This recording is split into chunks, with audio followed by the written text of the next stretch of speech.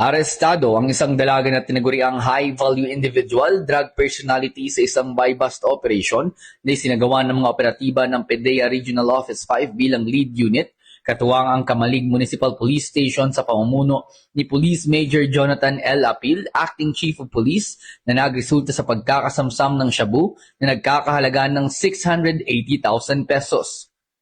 Tuluyang nasibat ang sospek matapos itong magbenta ng dalawang tamang laki at nakataling transparent na plastic bags na naglalaman ng hinihinalang shabu kapalit ng 95,000 pesos na buy-bust money.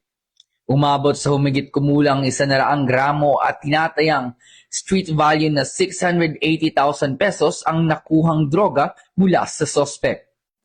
Bilang resulta ng operasyon, isang high-value individual ang naaresto at nasamsam ang humigit kumulang 100 gramo ng hinihinalang shabu na may tinatayang street value na 680,000 kasama ang buy-bust money at iba pang ebidensya kaugnay sa kaso.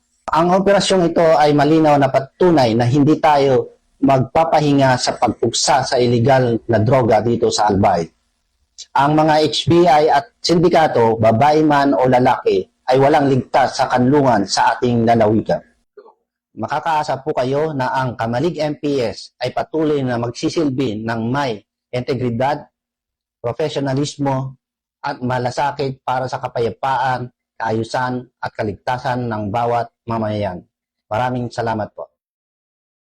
Ang sospek ay sasampahan ng kasong paglabag sa Republic Act 9165 o ang Comprehensive Dangerous Drugs Act of 2002 at kasalukuyang nasa kustodiya ng pulisya ang sospek para sa tamang proseso ng batas.